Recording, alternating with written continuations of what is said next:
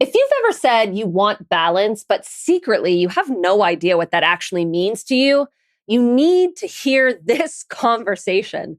In this episode, I sit down with my friend Allison, who just finished the latest cohort of Ambitious and Balanced, and what she shares is powerful.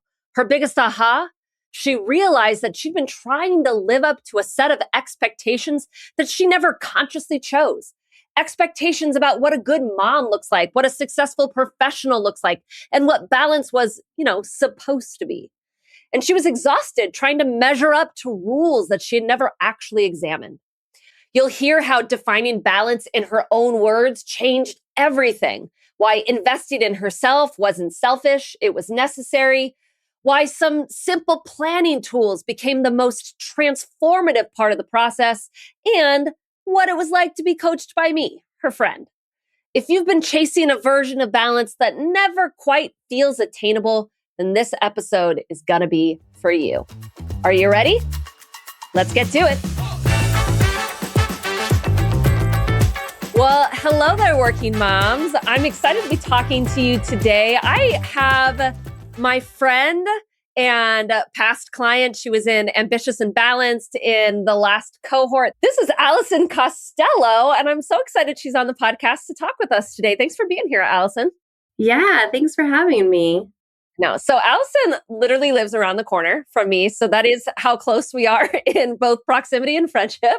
Our kids go to the same school.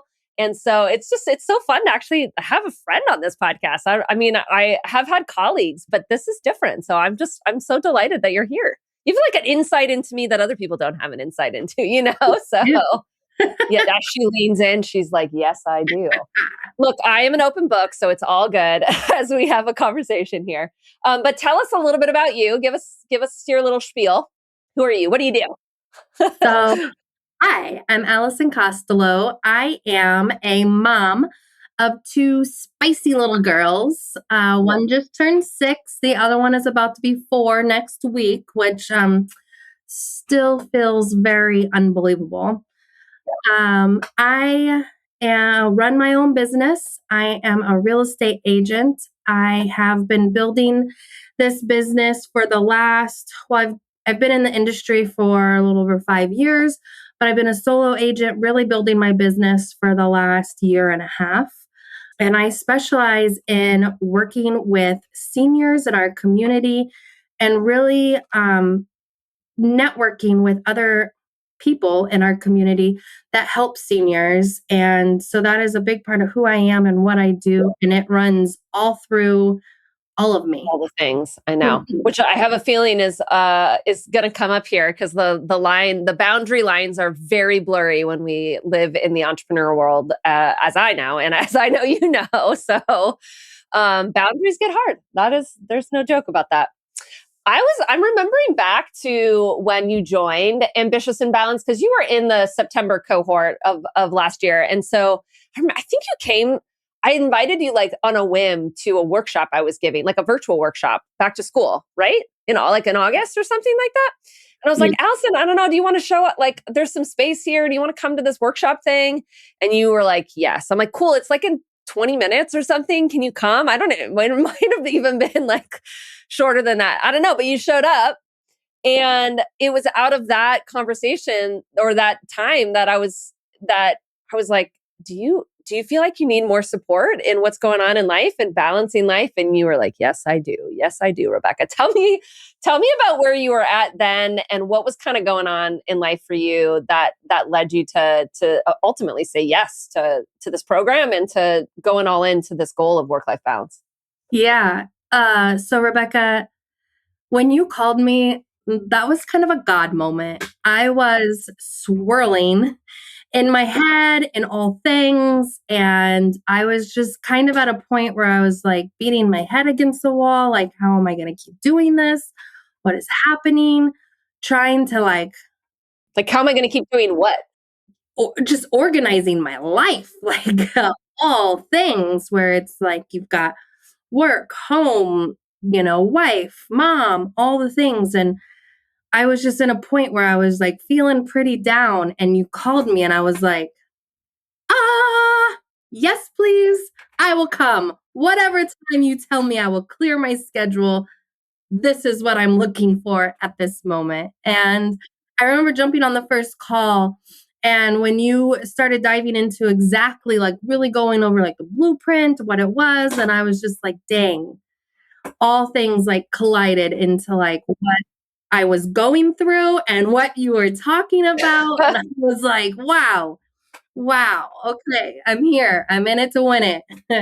And you're not alone. Hopefully you felt that initially. It was like, feel seen. A lot of people Yeah. tell me that they start to feel seen when we first start talking and working together. It's like, oh my gosh, I have felt like this cloud, I've been under this cloud. Like I'm the only one that has these problems and I don't know how to figure this out. And I should be able to figure this out. And I'm a smart person. And why can't, if I just worked harder, if I just did, we have all these things these like narratives that we have. Right. And so we talk and I'm like, no, no, no, no. This is like literally, there's a formula here and we can get you out of this. And it's hard for So everyone. there's no magic button because I was looking for a magic button and I was like, I'm just missing it. I know. Everybody else has the magic button but me. But me. I feel that way sometimes when it comes to business. I'm not going to lie. So I just keep searching for the magic button on that. But ultimately, obviously we've learned that there really isn't a magic button. But I am curious though. What did you hope at that time? And maybe it's actually what happened, or maybe it's different. I don't really know. But what did you hope that magic button would bring you at that time? A calmness, I think, peace and calmness, because I was everything but peace and calm in me. I try to portray it, especially in my business and talking to people. But inside, I'm like, I've got 100 things. I'm thinking 5 steps ahead. I'm like, it's getting close to 3:00. I got to pick up my kids in 2 hours. What else do I have to do? And that, like all the things running through my head as I'm not present in the moment. Sometimes when you've just got so much going on, and I feel like a slave to my schedule sometimes. And also, it's like I'm always looking for productivity tips and tricks. And am I, time blocking enough here and time blocking enough there? Am I sticking to things? So I just was always like looking like for that relief and just couldn't find it. Didn't know what I was looking for.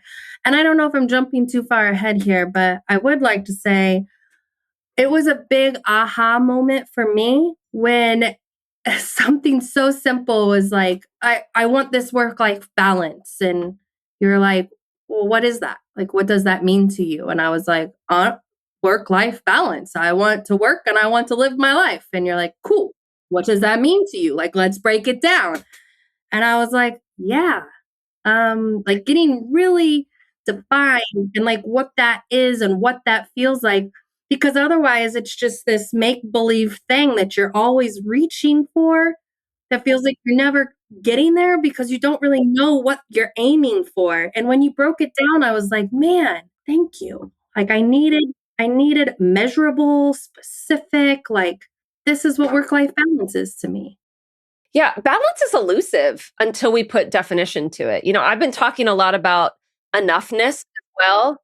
I did a recent podcast episode on it, but I've been talking about it in my cohorts and things like that. Like enoughness is another very elusiveness, right? It's an elusive idea on some level. Like when do we just arrive at balance? When do we arrive at things being enough? How do we know we've done enough for the day? How do we know what a good enough mom is? How do we know, we don't know unless we put definition to it. And so we sort of live by like unidentified expectations of some of these things that is really it's not useful to us to not stop and like put words to it, because otherwise we are always going to fall short, right? Our brain is designed to tell us it was never enough and it was never good enough and we should be doing more. And so unless we tell the brain where the finish line is, it's just going to always think it's on the horizon, right? Right. What did you come up with as being some of your ideas around what work-life balance is? Because I don't dictate that for you, right? I like walk you through a process of you defining that for you. So you come up with the language, right? So I'm just curious. It was eye-opening to me. Everybody had a different definition on our call. Everybody was calling out different things. But for me personally, when I was looking at it, it was that I wanted to pick my kids up at between 4 and 4:30. I didn't want to wait till the 5:30 hour. I wanted to pick them up a little earlier. I wanted to get to, the sports, the extracurriculars, without rushing, like, go pick them up and hurry up and go there. And like, again, creating a little bit more calm because I'm there in time and I'm picking up and then, having some planned moments in the weekends of like quality family time and in the evenings. I feel like, especially in my career, like my job, a lot of people want to talk when they're home from work. And so it gets difficult when it's like, okay, my day is quote unquote done. It's 4 o'clock or 4:30, and I'm going to pick up my kids, and now people want to talk. So defining exactly what that looks like and kind of that timeline of the night where I can have that uninterrupted time with my family and then also have moments where it's like, okay, let me get caught up on work. Let me make sure I'm paying attention to my clients, that they're feeling, loved and support and feedback.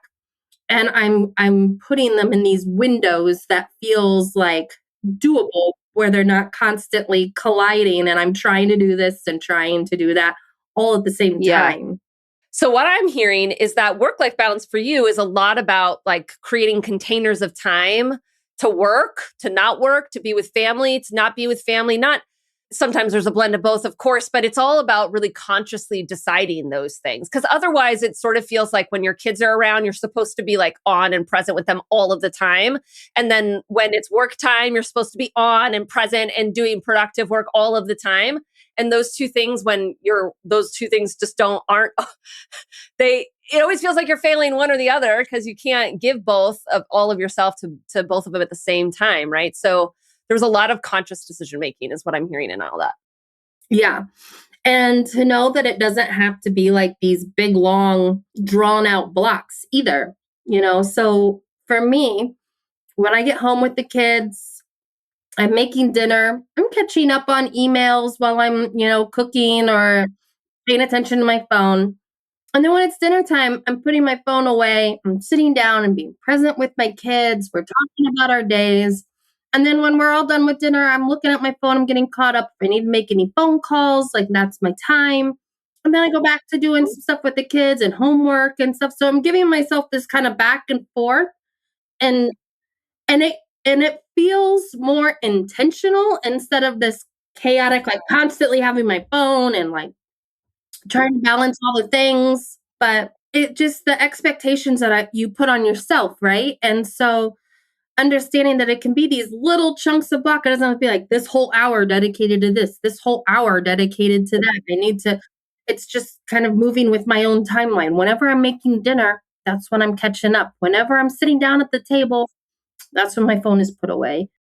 Yeah. Yeah. We focus on four really key priorities in the program, right? There's other priorities we obviously have, but I've chosen the four so that we universally are working towards them together because they really are kind of the foundation of a balanced life. Like there really does have to be productive work time. There also has to be off work time. There has to be some kid time, and there's got to be some me time, right? And so Yeah. we focused on that. Obviously, a lot of people have a health priority in there as well, and maybe and a marriage priority, likely in some of those things. But we focus on these four key ones. Was there one that you found either the hardest, or you found as you got more intentional about it, it really like changed everything for you? The me time.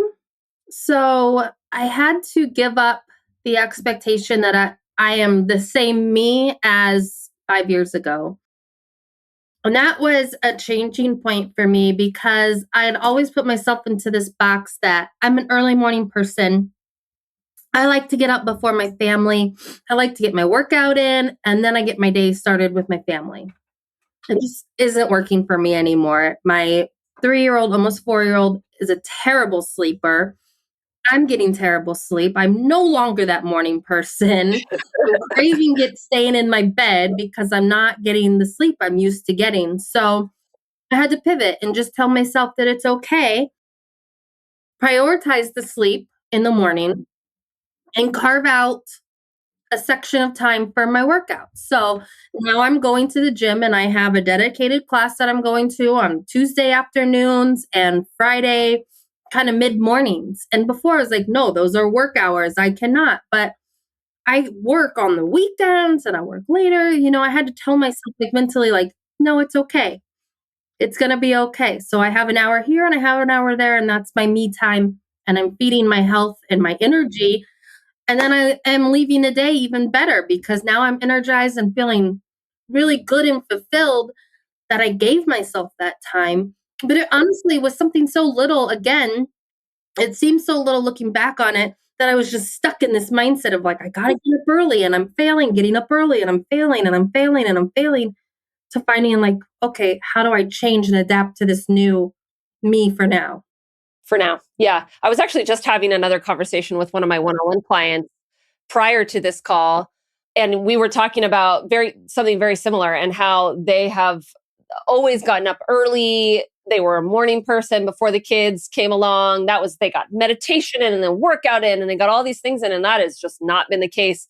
And ever since that really hasn't worked, it's like, well, I guess I don't get to work out anymore. It's just kind of this hands up in the air. It's out of my hands. I guess I can't do this. And it's like hitting your head against the wall, trying to make it work, until we stopped. And I said, well, what if it can work, but not in the way that you think it can work? Like, what are our options then? And it's amazing how when we push ourselves to believe there's a solution no matter what, and we just need to come up with the options and not give up so quickly, that we actually come up with options. We don't always love our options. That's where it gets hard, is like, this isn't my favorite thing, and I wouldn't love to do it at this time, but I could do it at this time. All of a sudden we have options, and then we take our ownership back, and we feel like our life isn't, or our schedule isn't just running us, like we actually have choice in it. So much of it is just about taking our power back into our time and our schedule. Right. And understanding that this isn't forever, this is just right now in this moment. This is what's going to work. Give it a try. I mean, I like to tell my clients an experiment. I don't know if this is going to work or not. Let's just experiment with it. What happens if we just had a little experiment? Let's see this week what happens. Like, let's just try it on, and we don't have to be married to it. It's fine. Yeah. But we're not going to know until we start to actually do something, right? Until we actually make decisions. I said that to another client this morning, and I said, look, we could spend lots of hours if you want, like analyzing this and talking about the mindset that you need to be in order to get to the point where you can handle your schedule in this way. Or we can, or I promise you, if you just like rip the Band-Aid off and you put some containers of time around, you protect your off work time, then we're really going to make some progress. Mhm. You can just see like the wide eye. It's easier sometimes to just sit in the problem and believe that, and just mull it over, and not do the hard thing of actually making a decision around how you want to handle things, right? Which this Yeah. was like for you joining this program. I imagine this was like a decision. Like, I'm going to tackle this problem. I'm not going to sit in the feeling like being a slave to my schedule anymore. Yeah. I mean, it had already been a year and a half of that. So Absolutely. So change something. why did you feel at that time, and maybe even looking back, that this kind of goal of work-life balance and not being a slave to your schedule and taking back control, why did you feel like it was worth investing in? Because I think that's a really important question. A lot of women struggle with investment in themselves, right? Investment in this goal, or there might be shame around like investing in a goal like this. Like, I should be able to figure this out. Why do I need help? Sort of thing. I'm curious what some of your thoughts were on that. Sure. I spend money on lots of other things. I spend money sometimes when I'm feeling overwhelmed, getting a house cleaner to come and clean my house because I cannot keep up. I spend money on having somebody come and do the lawn because we cannot keep up. Or I'll spend money on a babysitter because I need a moment with my husband to go out. So this felt like that. Like, I'm going to spend some money because I need a moment to like change some things. And I'm not coming up with it myself. I've been sitting in it for a year and a half, and it's not working. And so I had to allow myself, like, this is an investment in me, just like it is like in any of these other areas of my life. Like, I need some help. So I need to bring somebody else in to help me through this, to give me some tools, right? And so I'm making an investment in that. I need some more tools in my tool belt to like figure this out. I'm a smart person. I know what I can, what's going on and how to change, but I don't have the tools until I'm given the tools that I need. I needed new tools because my life has been changing. I'm a mom of 2 kids now. I'm running my own business now. These are all new to me and new things. So I need new tools. And that's an investment. Yeah. Do you feel like these tools will sustain you through other seasons? I mean, because it's not really just about getting you out of a hole today, right? The goal here is that you learn these things and you can sustain it without me, outside of this program. What are your thoughts on that? 100%. As easy as it is to say, like, what does it mean to have a balanced life? And to sit back and think about, okay, what exactly are those measurable things that I can see and feel that make it balanced? I use that in my business all day. I use SMART goals. And when I'm having a problem or I'm stuck on something, I go back to that moment of like defining. And even in, you give us a pivot tool. And I use that with my children. I use that in my work. It's more of coping tools sometimes that you use in lots of different areas of your life, not just this one block. It's who you are as a person and how you want to show up. Yep. Yeah, absolutely. So then you had been searching for, a magic button that you thought was somewhere along the lines of like time management and productivity, right? On some level. What You did should you see my learn? YouTube and all the product how-tos, how to my schedule, how to Time management survive. hack, productivity Yes, hack, all the hacks. Give me all the short, like quick tools on some yes. level. So I'm curious now that you've gone through the program and now it's been, even a couple of months past it. What do you know about what work-life balance takes if it's not that? It is allowing yourself the time to plan. It is allowing myself the time to stop one thing, pause, and start the next thing instead of just rush, rush, rush, rush, rush, rush, rush. Where's my schedule? Here I need to be. Where's my schedule? Here I need to be. But taking a moment to really like breathe before I stop my day, look at, setting myself up for success for the next day, and then saying goodbye to it and going to get my kids, spending time with my kids, and then dealing with the things, I have stuff in contract that, need answers or buyers looking at things. I'll answer them. But the big things like in my business are tied up and taken care of. And I know what I'm doing tomorrow. And I think setting myself up for success that way has really kind of been clarifying and grounding. Yeah.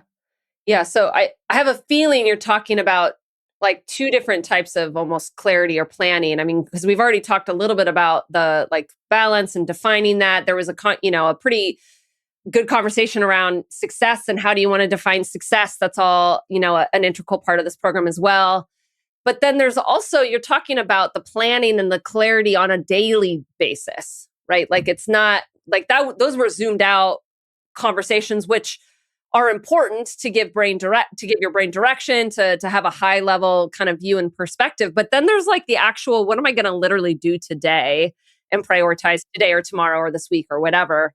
What have you found to lean into that helps you in that sort of day-to-day experience? I think just keeping it simple and each morning defining what those top 3 things are and knowing that I hit those 3 things, great. I have like 50 more that I really want to do. But if those 3 are done, it's like, yes, okay. I've hit the big chunks that need to be done, and whatever else I get done is icing on the cake for the most part, right? But I can feel accomplished in that instead of making my 50-line to-do list and only marking off 10 and then feeling defeated at the end of the day, like, oh, there's never enough time. There's never, and I'm a box checker, and I'm even the person that will I do something that's not on my list, and I will write it on my list just to Yeah. show that I did it and then mark it off because it Yes, of like course. dopamine, right? It feels good. Like Feels I'm so good. and I also Yep. check. Yep. Yep. So just keeping it simple, kind of picking those three things in the morning and starting your day off that way has just been more gratifying, I would Yeah. say. Yeah. Yeah.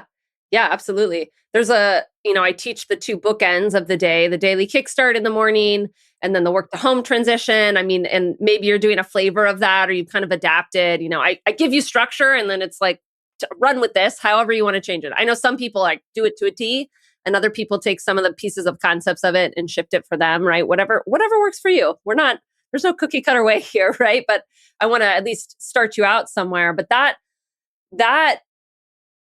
planning process and giving your brain a sense of accomplishment for the day is a huge part of what balance takes, what it takes to really achieve that, because your brain is always going to tell you to do more always tell you to do more and that you should have done more and that more is better on some level. And that feeling of that elusive feeling of satisfaction and accomplishment, like we don't feel that if we don't give our brain some sort of definition of success, even on a daily basis. And for some of my clients that get really overwhelmed in their to-dos and their schedules, sometimes I tell them, don't let's not talk about what you want to do. Let's talk about what you're not going to do, right? If you are really honest with yourself, yes, I really know I need to accomplish these things and it would be really nice if I did these things, but let's really be honest. Are you going to do those things? If you keep them on the list, you feel like you failed because you were never going to get to them in the first place. So let's just remove them from the list altogether and see what's left over, right? And sometimes we have to kind of go about it the opposite way and figure out the things that are really not going to get done today that I have on this list that are kind of nice to do's, but they're not the top priority, right? Sometimes we can come at it from the bottom up and do it that way. But decisions have to be made. Like we come back to intentionality, intentionality, intentionality. Yeah. And I think too that it was an eye opener doing it as a group and hearing from other people who are in the same boat who have, other ideas or, different things and then sometimes you relate and it's something that's kind of back there, but they bring it up and you're like, "Oh yeah, yeah."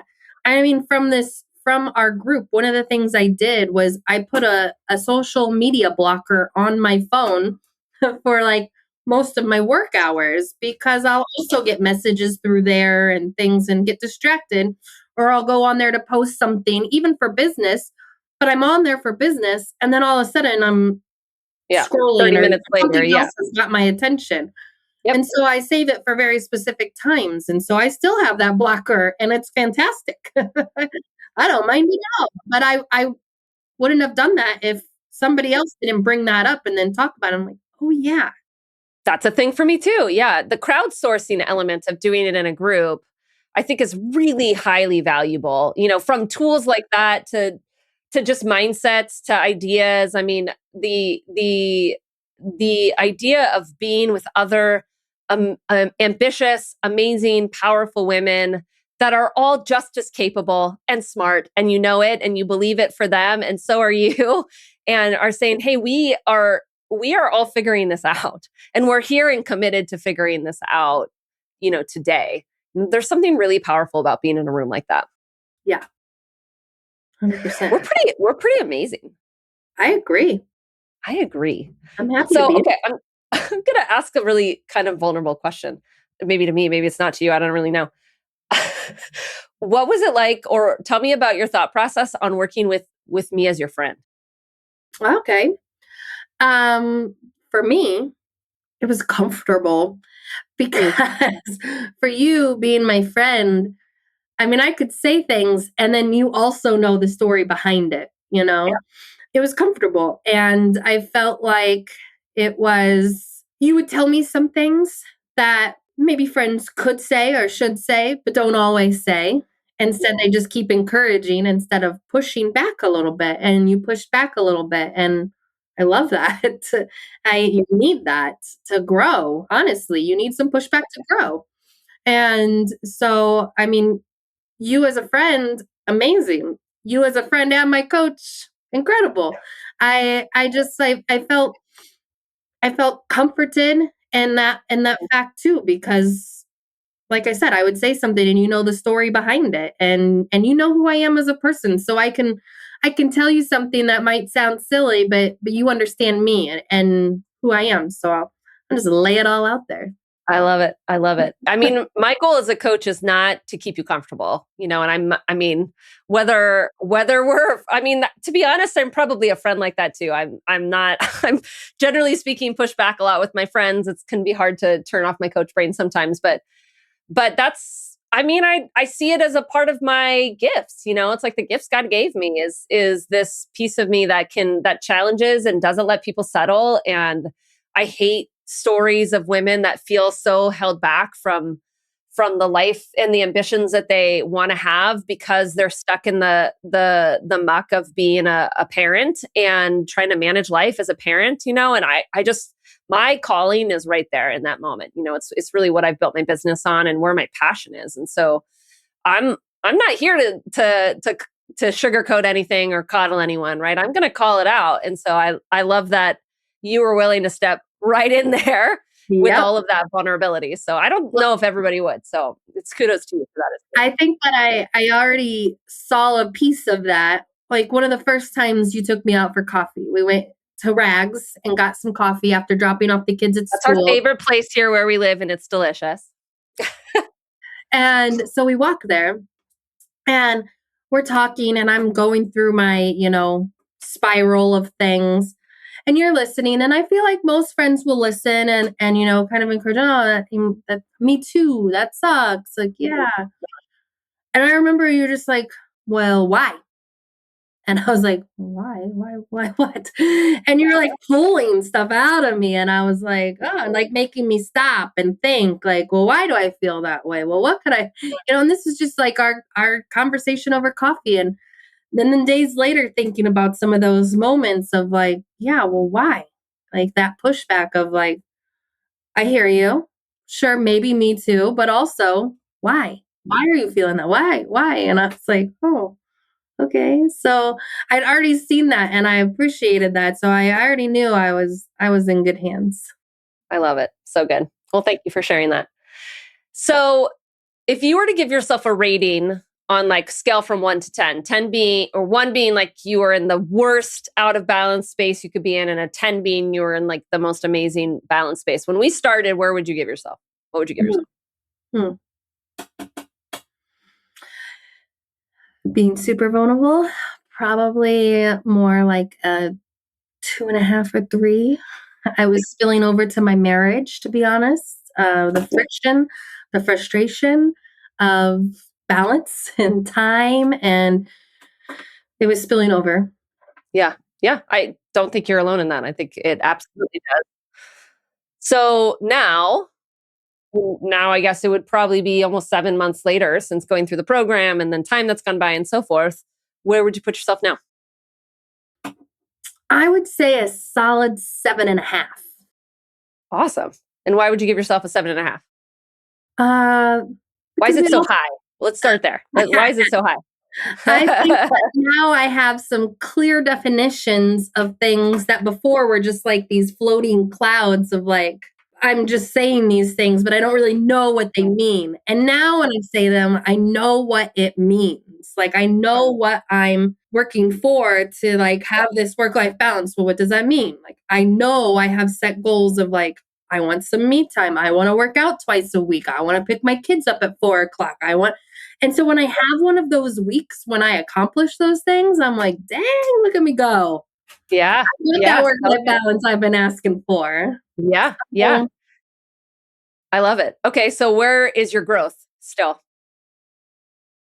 I would say in the moments of overwhelm using that pivot tool that you gave me, sometimes it takes me a little bit to get there, but it's a tool there. It just takes me a minute to access it. I, I mean, it takes me a minute sometimes to access it, right? Like when we're in overwhelm, we just, for our whole brain clouds over and we forget that we even, that we even have tools, So Same for me. So I'm with you on that. Yeah. So I think it's consistent muscle getting memory, faster at it. right? Like the more you do it, the more it starts to become forefront in the mind of like a muscle memory. Like, okay, I'm feeling overwhelmed. This is what I need to do. Instead of sitting in it a little longer than you need to. And then, oh yeah, Yep. Yep. Absolutely. Absolutely. I love it. So, I mean, so far, I mean, to be at a solid 7.5 and feel like I mean, that's a place you could sustain and you can grow from there, right? Like we didn't just get you out of a hole. We got you, we started to climb a mountain there toward the joy and the vision of the life that you really want. yeah, I love 100%. it. So good. So, what would you say to about balance, about this program? I mean, just what would you say? It doesn't really matter. However you want to answer the question. What would you say to the working mom that is feeling, like they're at a 2 in life right now and feeling that sense of stuckness and a lack of control over their schedule? I would say that you have to invest in yourself. You have to. You have to invest in yourself to make any changes. You can sit there and continue to spiral and do your same old things over and over. Or if you really want change, you have to invest in new tools. You have to invest in yourself to help figure it out. You're not going to become a new person overnight without any intervening of other sources of things. It's just not going to happen. It's not how the world works. And so just thinking about that and giving yourself that ability to find new things, to try new things, to invest in yourself, to allow yourself the opportunity to grow and not sit in the same I'm trying to do this. I know how to do this. I'm trying to do this. I know how to do this. Okay, well, that's not working. So let's just. It's the definition of insanity, right? Just Yeah, thinking you're going to do it better tomorrow and it's all going to work out somehow without yeah, any intervention. Yeah, yeah. absolutely. And so just, give yourself Yeah. that. Yeah. And I mean, I love, and I just want to highlight how often you've talked about tools. Like you've said that word a lot in this conversation, because this program is not, we're not sitting in like the cloud, in the fluffy kind of conversation around balance, because balances can be kind of a fluffy word on some level. That is not what this is about. Like it is a very practical, we're going to break this down in a way that feels like logical and linear. You're going to have tools. There's going to be something that's going to help you at each of these steps. And you're going to pick and choose which ones of those really work for you, and you want to get in the habit of using. But this is a very tool based program for change, right? Yeah. So good. And some tools work and some tools don't. And some tools you tweak to make them yours. But you'll never know until you're introduced to them and you try them and give yourself that time to experiment. Yep. I love it. So good. Allison, thanks for sharing your story and coming on here, friend. It's just such a delight to have you here. Sorry for your cough. I hope you feel better soon. I appreciate that you're here. Little kids. I mean, there is going to be a day, I promise, where you will not get their cold. I know it's going to come. I was just telling somebody, I wanted to say maybe like 5 or 6. As soon as both kids passed that age, I felt like it wasn't a guarantee I was going to get their cold. Like that was enough time. Maybe first grade. Both of them passed first grade. So you got a little bit of time, but you're going to get there. I know you will. So awesome. All right, working moms. If you are interested in connecting with me about this program, about learning the tools and seeing if they can apply to your life, I would love to connect with you on a work-life balance strategy call. So you can find a link in the show notes to do that and schedule that time with me. And until next week, let's get to it. One sec before you go. I want you to know that every woman who has ever transformed their life inside one of my programs started the same way. One session, 30 minutes, just the two of us. In this strategy session, we cut through the noise of your life and get specific about what's actually driving your overwhelm. You walk away with one concrete thing to do about it, and most women tell me this is the clearest they have felt in months. I've opened up a few of these mental load reset spots exclusively for podcast listeners for $9. If you've been listening and thinking, I wish I could chat with Rebecca without making any sort of coaching commitment, this is the next step. And it's the one that makes everything else start to make sense. There's a link in the show notes. Grab your mental load reset spot, and I'll see you there.